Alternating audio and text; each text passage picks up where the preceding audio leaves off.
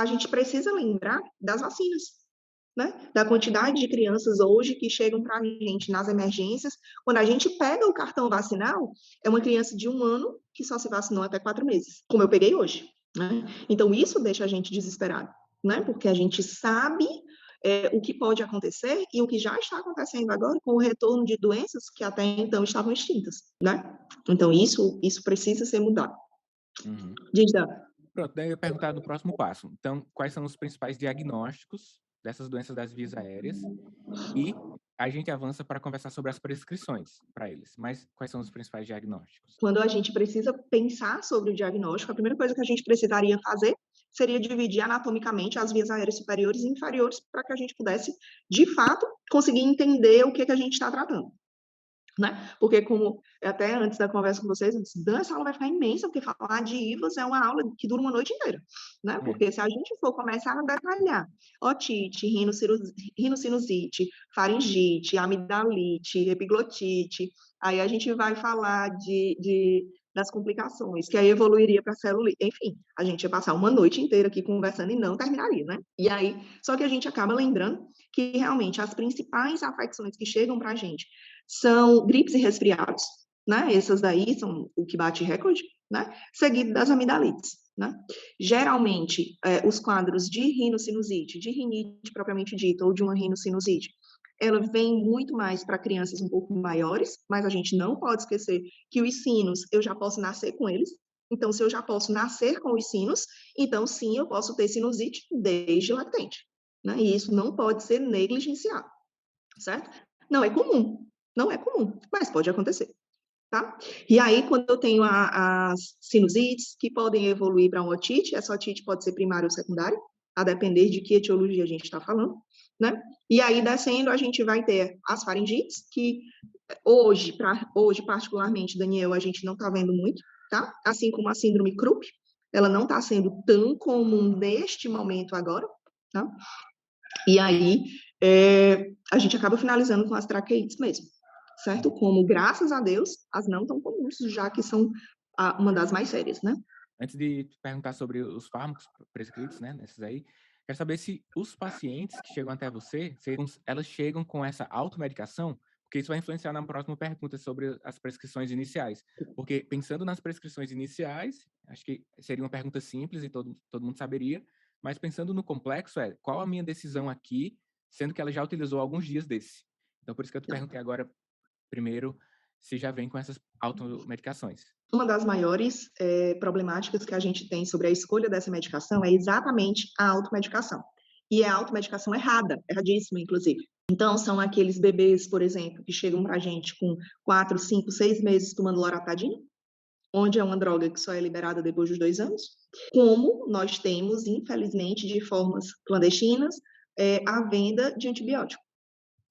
Então, eles conseguem comprar a medicação sem receita e utilizam de forma como eles acham que deve fazer, da forma como devem tomar. Então, assim, isso é uma problemática onde a gente tem, e isso está cada vez mais se agravando, né? Onde chega um paciente com um quadro bem característico de um resfriado e chega para a gente usando amoxicilina. E aí, todas as vezes, a gente precisa fazer aquela ladainha de que, olha, a senhora tem que parar de fazer isso, porque senão vai chegar um momento em que eu vou precisar internar seu filho para tratamento de uma gripe, para o tratamento de uma amidalite, de uma otite. Então, ou a senhora para agora, ou então a senhora vai ter consequências. A senhora gostaria de internar seu filho por isso? Não, claro que não, doutora. Então, por favor, que essa seja a última vez. Assim como a Patrícia muito bem falou aqui, prednisolona não é xarope. Se prednisolona não é xarope, então não usem prednisolona para casos onde ele não teria benefício. Então, assim, já cheguei, inclusive, a pegar pacientes que estavam usando prednisolona há 30 dias, porque a tosse da criança não passava. E aí, lá vai a gente ter a necessidade de fazer desmame, todo cuidado, porque senão, realmente, as crianças iam evoluir para complicações sérias, e custo seria a menor delas, né? Infelizmente, tá? Então, a gente acaba, sim, tendo esses problemas bastante recorrentes. É. E com isso, Priscila, você tem percebido que as suas prescrições iniciais de antibióticos, quando necessário, elas têm sido cada vez menos eficazes e gerando a Sim, necessidade de troca de antibióticos, isso diz pra gente seleção, né? sim. Inclusive, a gente deve manter referência, Daniel, ao uso indiscriminado da azitromicina nessa época Covid, fazendo com que a azitromicina perdeu totalmente a sua, eu não vou dizer totalmente, perdão a palavra, mas perdeu parcialmente o seu benefício. Onde hoje, quando a gente vai pensar em usar a azitromicina por qualquer motivo, seja porque o paciente é alérgico a MOX, ou seja porque eu estou pensando num germe atípico, quando a gente vai perguntar se o paciente utilizou algum antibiótico recente, doutor, utilizei azitromicina semana passada, E é né? incrível Então, mesmo a facilidade, né, do acesso. Tá bem fácil. Assim, para os sintomáticos, possi possibilitaria uma certa agilidade no tratamento ali, ou então no alívio para a pessoa até buscar a assistência médica. Vamos pensar aqui em vários contextos de dificuldade de atravessar alguns quarteirões para chegar à unidade de atenção por a questão de violência que você já citou aqui. Ok, entendemos os vários contextos, mas do ponto de vista aqui das ciências da saúde, ciências médicas, a seleção está sendo, eu acho que nos meus 10 anos de formado, um pouco mais que isso, é a vez que eu estou vendo de verdade, vendo a necessidade de ficar trocando no mesmo paciente 2, 3 vezes antibióticos. E aí, outra dificuldade tem se revelado, gostaria de saber se acontece aí também com quem está acompanhando a Vive e com você, Priscila. A assistência farmacológica um pouco ruim. Você prescreve o fármaco, ele não consegue na farmácia do sistema público e do sistema privado também. sim. Assistência farmacológica, como é que tá na sua visão de especialista? Daniel, nós estamos tendo, né, já é de aceitação, inclusive, a falta do mercado de inúmeras drogas, né? E isso daí dificulta muito, principalmente quem utiliza o SUS, né? Porque acaba, uma das coisas que mais está incomodando a gente no pronto atendimento é a necessidade de internar o paciente pela questão social. Então, eu tenho um paciente onde ele, de forma errada, por exemplo, estava usando a amoxicilina, né? Então, ele já estava usando aquela amoxicilina há 5 dias, ao invés de usar a medicação de 250 miligramas, por exemplo, que é para ser usado de 8 em 8 horas, ele estava usando uma vez ao dia, né? Então, usando de forma errada, já por um longo período de tempo, sem resposta, onde a gente obrigatoriamente teria que rodar esquema. Só que aí, quando a gente vai pensar em fazer amoxiclav, não tem no mercado. Então, a gente tem que internar o paciente para poder fazer. E isso daí está sendo uma recorrência. E aí, quando a gente vai pensar em que escolha quando está internado, aí a gente vai ter que ir para uma bala de canhão, né? Outro grave problema que a gente está tendo durante essas necessidades de internação, lembrar que quando a gente fala, gente, em critérios de internação para uma doença, obrigatoriamente a questão social sempre está nela, né? Então, você pode esquecer qualquer critério de internação. Estou fazendo prova lá em São Paulo, prova aberta, e aí me perguntaram quais são os critérios de internação da doença X. Não sei. Questão social está nela. Ganhe 01. Uhum. Então, se questão social está nela, isso indica que se a mãe olhar para mim num sábado à tarde e disser, doutora, eu não tenho condições de comprar. O problema dela pode ser uma rinite, uma rinite alérgica, onde eu tenho que fazer apenas lavagem nasal com loratadina. Ela vai ficar internada. Pelo simples questão social. E com a situação econômica que a gente está vivendo, isso está muito recorrente, Daniel.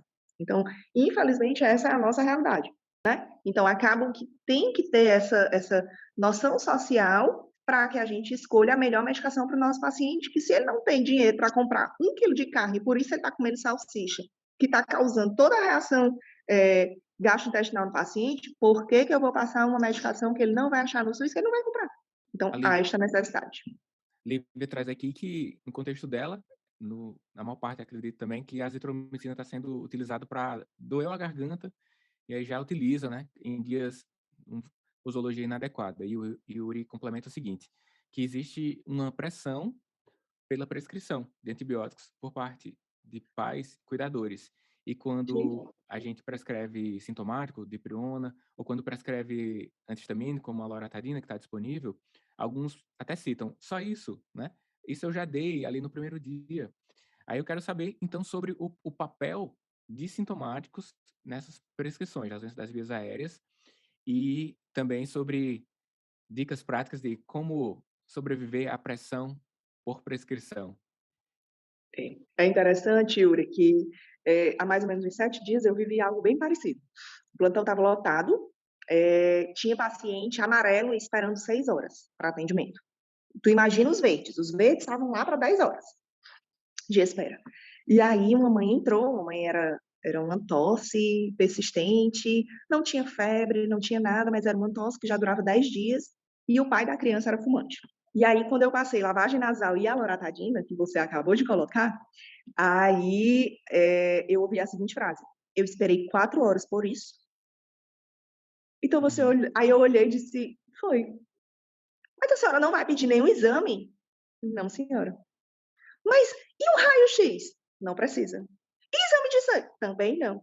Bateu a porta e saiu. Provavelmente eu fui a pior médica que ela passou na vida, né? Mas, infelizmente, é isso. A gente não vai pedir exames desnecessários porque o pai está querendo. Paciência, né? Porque a mãe está querendo o resto. Não, se não há necessidade, não há. Ponto final. Eu não vou me submeter a uma chantagem ou a um pedido.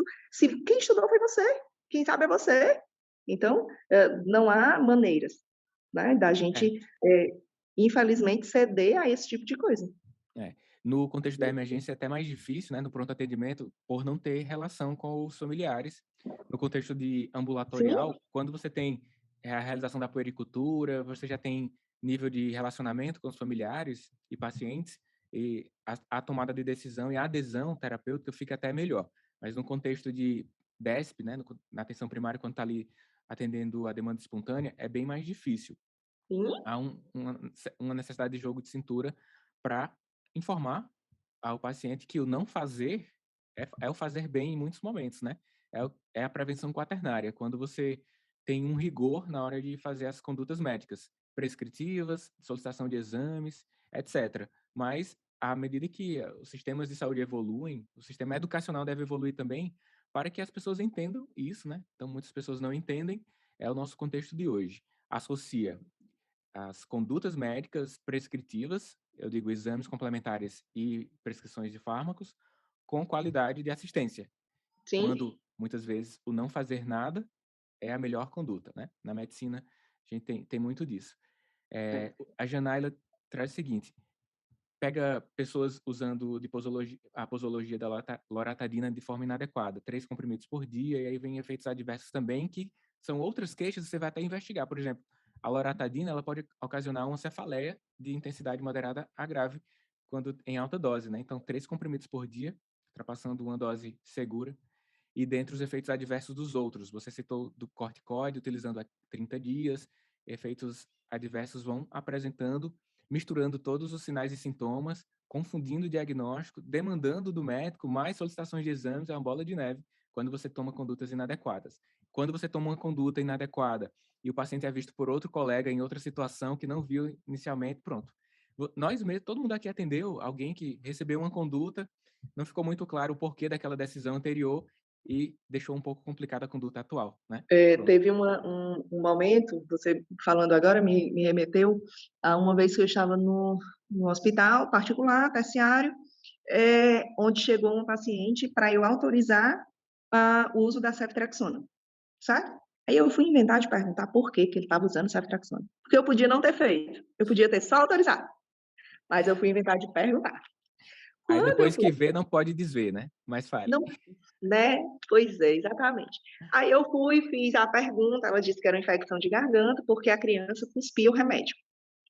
Se a criança tem uma infecção de garganta e ela cospe o remédio, nós temos uma medicação maravilhosa para isso, se o diagnóstico está correto.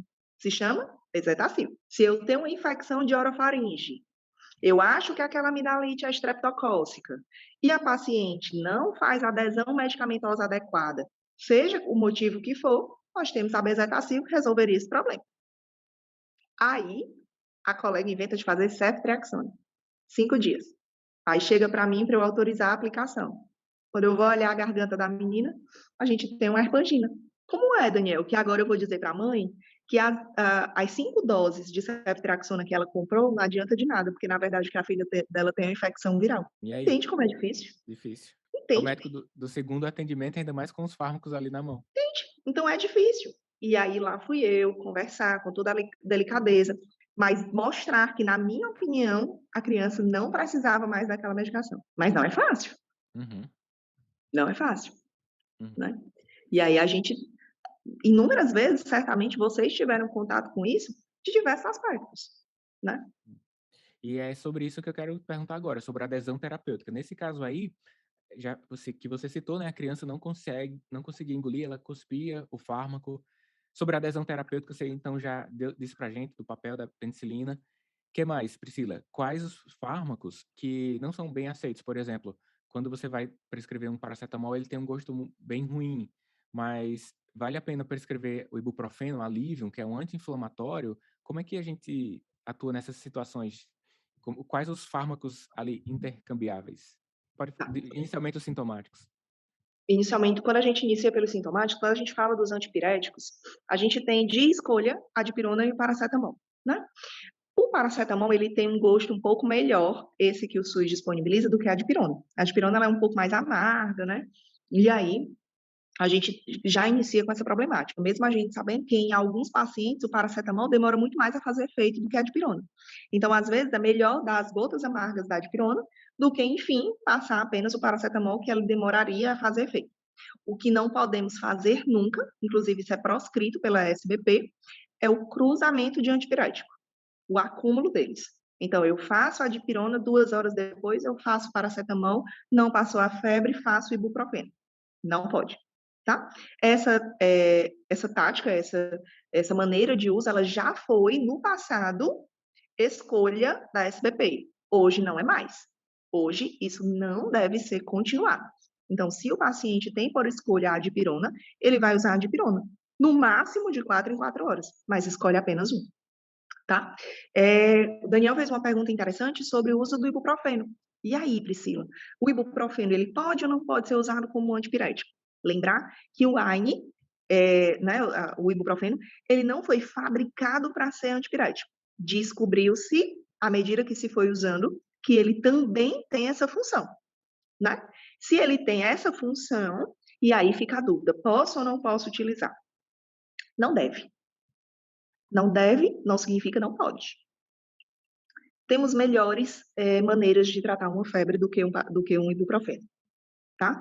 Então, a Uhum. minha dica é, vamos tentar usar a dipirona, vamos tentar usar o paracetamol, isso daí é o que é preconizado, a não ser que esse paciente tenha algum motivo para usar um anti-inflamatório. Então, ele tem uma amidalite viral. Você deu uma olhada na orofaringe, ele tem todos aqueles critérios de quadro viral. Apresenta bolhas em orofaringe posterior, né? Tá com uma febrezinha ali de 38, 38,5, não tem queda do estado geral, tá hiporexo como qualquer um que tá gripado. E aí, você usaria, né? Por esse motivo, porque ele tá com a orofaringe posterior inflamada, né?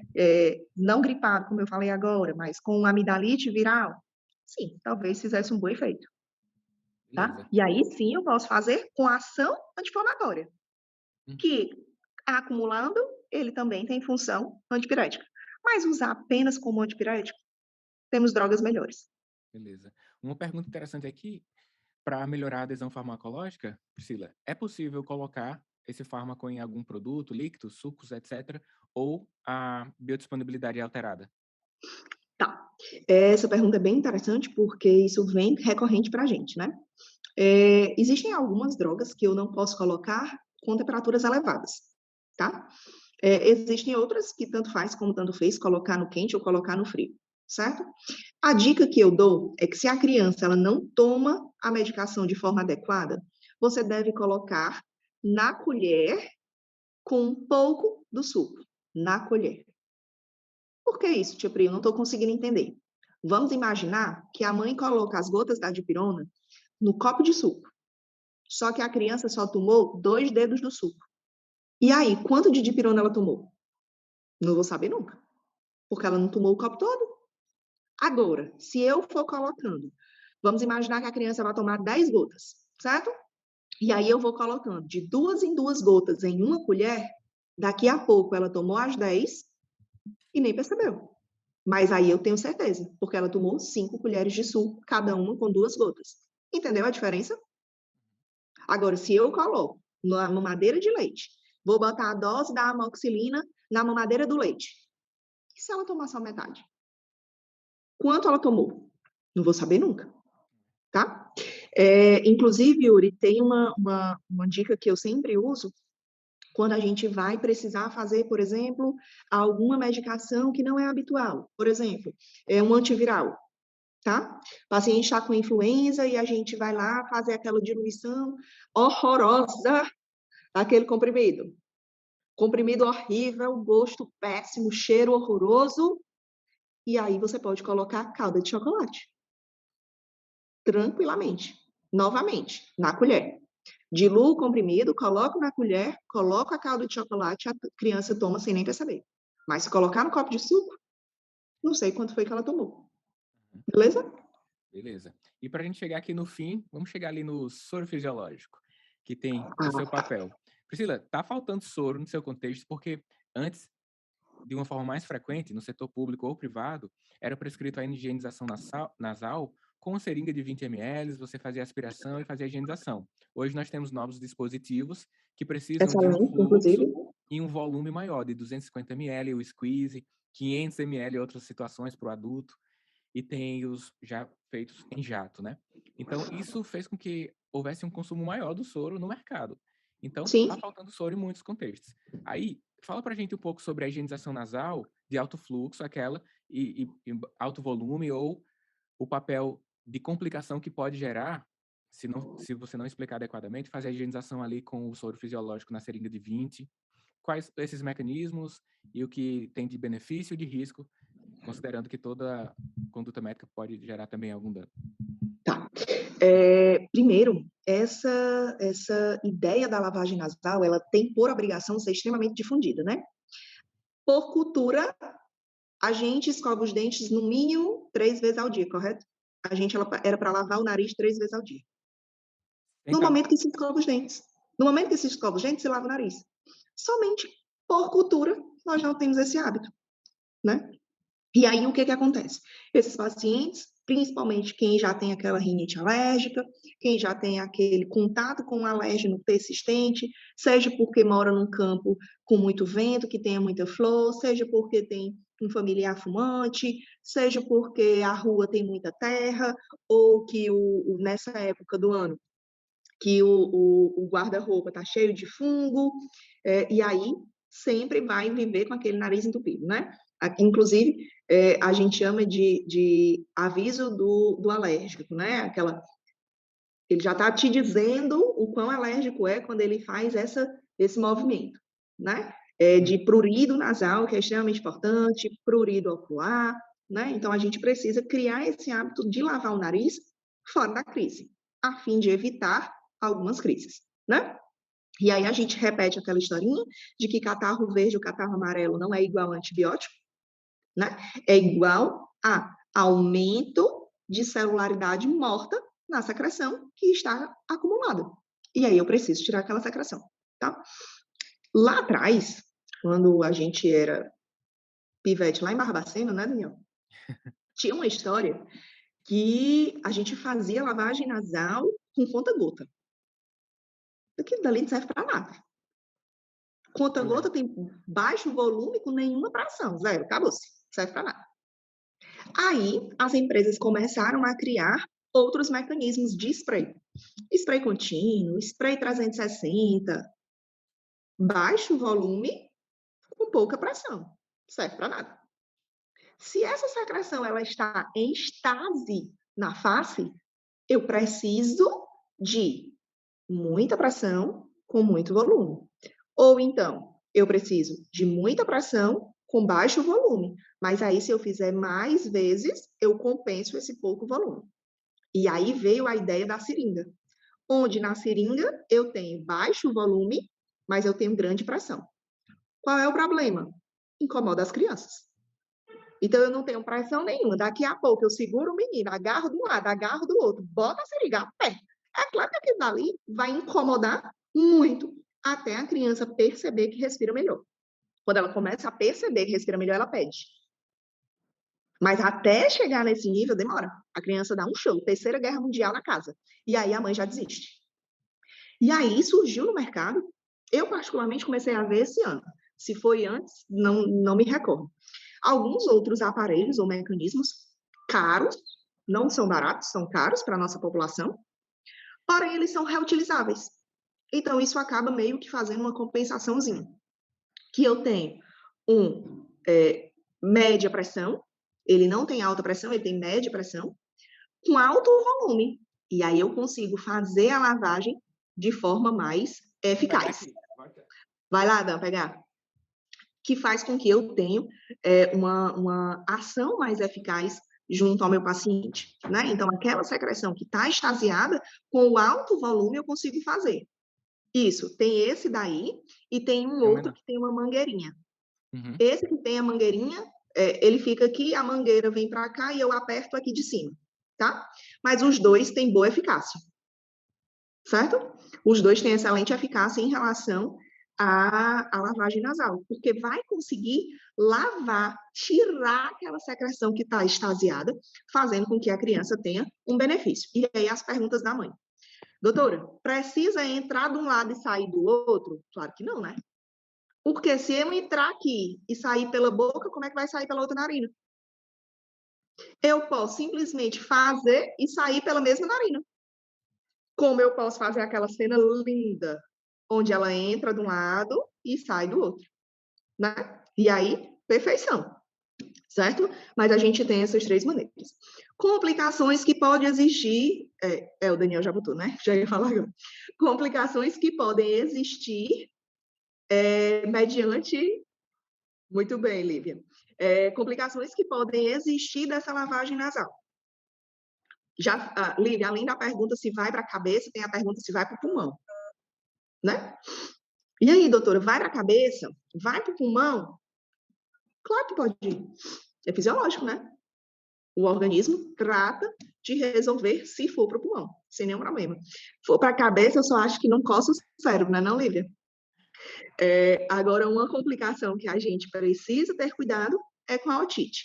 Essa complicação, ela é baixa em detrimento aos benefícios da lavagem, tá? Então, como é que a gente explica? É só a lateralização da cabeça, assim como a colocação da cabeça um pouco mais na frente, que aí a gente resolve este problema. Inclusive, eu posso até procurar um videozinho onde ele mostra a lateralização da cabecinha e enviar para vocês, envio para o Daniel e o Daniel coloca no grupo de vocês, para que vocês expliquem e até, né, sei lá, imprime a fotinha e mostra como é que faz, isso é bem tranquilo, certo? Só um parêntese, Yuri. Esse squeeze, ele não é liberado pelo SUS, o valor dele é de mais ou menos R$ 80, mas ele é reutilizável, tá? O problema dele, como o Daniel falou, é porque ele utiliza muita quantidade de soro. Então, em teoria, para você ter ideia, ali cabe de 250 a 500 ml de soro, esse do Daniel cabe 500. Ele deve ser usado... 250 é isso. 250? Ele deve ser usado de uma vez só. Ele não é para ficar guardado. Isso. Então, em teoria, eu não posso usar, sobrou, eu deixo guardado para daqui a pouco. Entendeu? Então, isso acaba sendo o ruim disso, porque ele acaba sendo caro, né? O soro fisiológico, vamos falar de valores aqui, antes que custava R$3, R$3,50, hoje você encontra R$7, R$8, em alguns períodos vai variando, entre 7 e 8,50. Então, se você for encher isso aqui, né, o soro fisiológico tem 500 ml, só dá para 2 lavagens. Então, lavagens. E foi falado aqui, né, que em uma das farmácias, de alguém que está aqui com a gente, o Yuri, só está liberando mesmo o soro fisiológico para prescrição EV. Então, a higienização nasal, muitos pacientes não conseguem isso. Não conseguem o acesso ao soro fisiológico.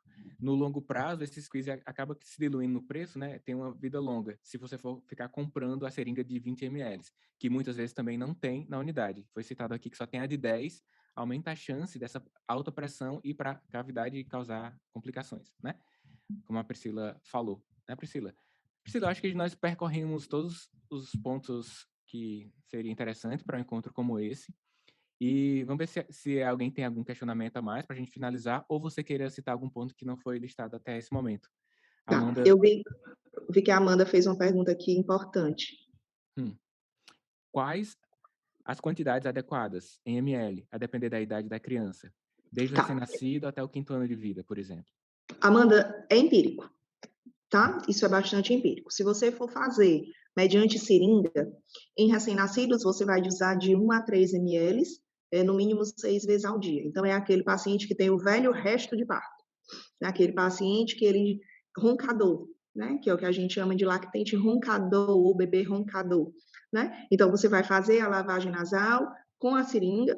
Tia Pri, pelo amor de Deus, como é que faz a lavagem nasal no recém-nascido? Do mesmo jeito que você faz em lactentes, tá? Você vai colocar ele sentadinho no colo, segurando a cabeça, aí vai precisar de 2 pessoas, não dá para fazer sozinho, né? Tia Pri, então quer dizer que não pode fazer deitado? Não, porque você vai ter a sensação que esse menino está morrendo afogado. E daí que você consiga explicar para a mãe que não mata, já é meio caminho andado. Então, a maneira de utilizar é realmente sentar ele no colo, coloca uma mãozinha aqui, coloca a outra mãozinha segurando e alguém vem com a seringa e aplica, certo? Essa é a forma de fazer do jeito que a gente faz com lactentes. Quando criança um pouquinho maior, aí já pode ir para 5 ml, até ali mais ou menos, Amanda, em torno dos seus 4, 5 anos, fica nos 5 ml. Depois disso, 10 ml e em seguida 20 ml, tá certo? Acaba sendo bastante empírico, não existe uma regra prática, nada disso não, tá? É mais empírico mesmo, e a depender da necessidade. Você pode prescrever 6 vezes ao dia, como o paciente pode necessitar de 10 vezes ao dia. Então, acaba sendo empírico mesmo, tá? Certo. Priscila, tem alguma solução que pode ser feita para lavagem nasal ou tem que ser soro fisiológico? Foi uma pergunta aqui do Eric, se tem, assim como a gente tem a possibilidade de fazer o soro caseiro para reidratação oral, tem alguma coisa semelhante?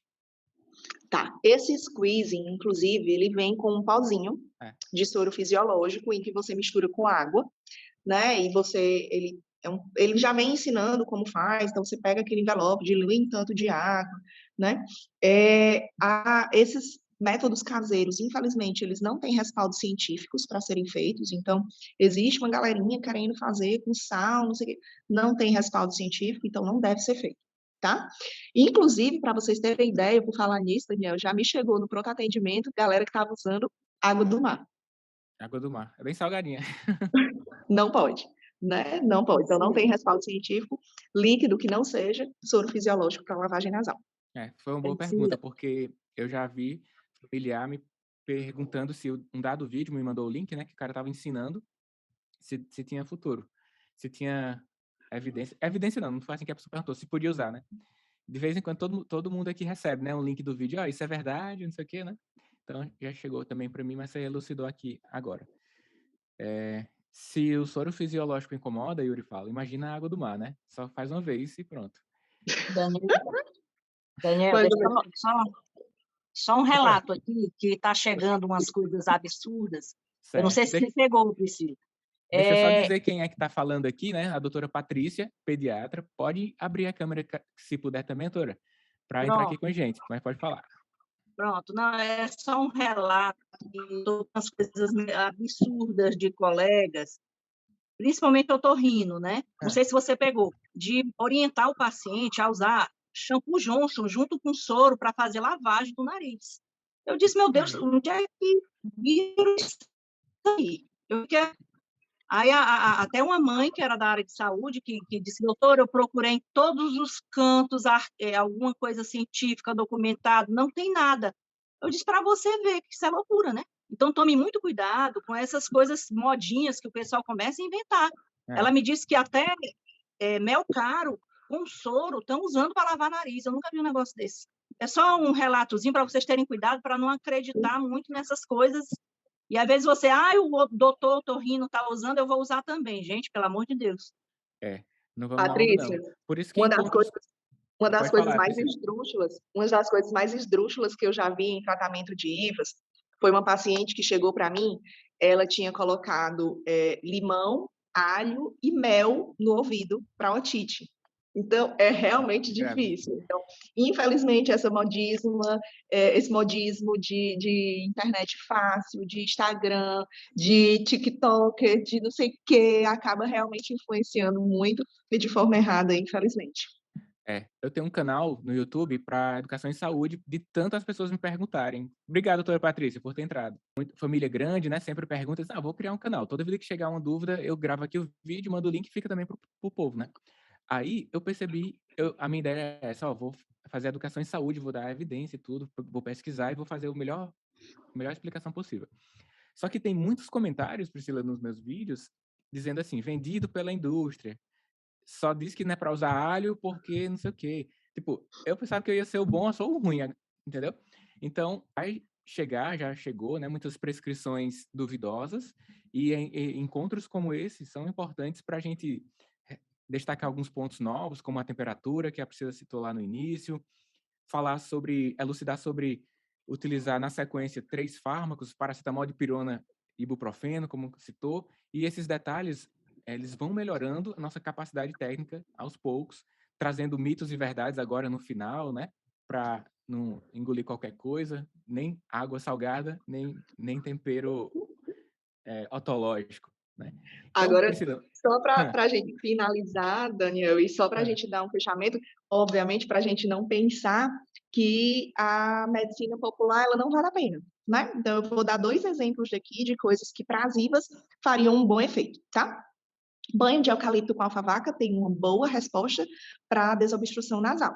Não é para lavar o nariz com a infusão, nem muito menos para beber o chá, tá? Mas colocar esse cheiro no ambiente ou dar um banho com a infusão de eucalipto com alfavaca, isso dá uma sensação de alívio muito bom nas crianças, principalmente nas crianças menores, onde a gente pode utilizar poucas coisas, tá? Então, essa acaba sendo uma resposta.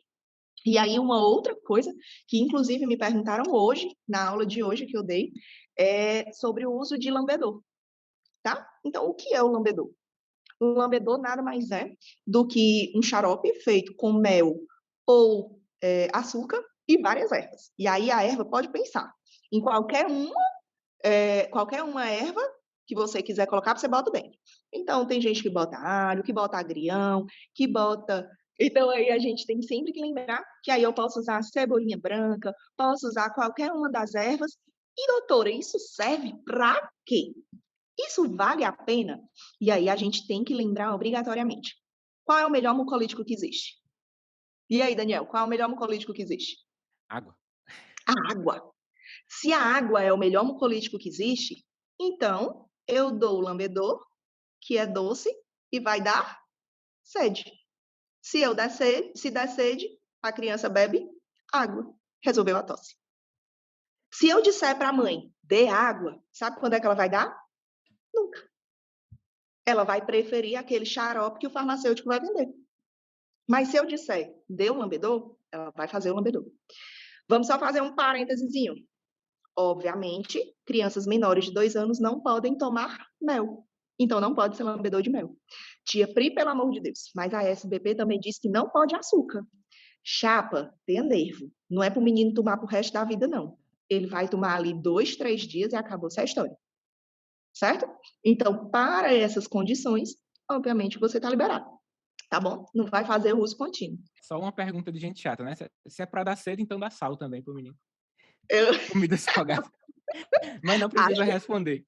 Acho que a criança não vai gostar. É mais aceitável, né, o carbo. Assim como, Daniel, por exemplo, vale a pena a gente salientar que se a criança tem quadro de rinite alérgica, por exemplo, e ela está sempre espirrando e sempre tossindo, mas vive comendo chito, xilito, bombom, bala, chocolate, jujuba, algo que tem um montão de corante, ela vai ficar boa como? Se o sistema imunológico dela está sempre alerta por conta do exagero de corante que está sendo usado. Então, ele não vai melhorar nunca.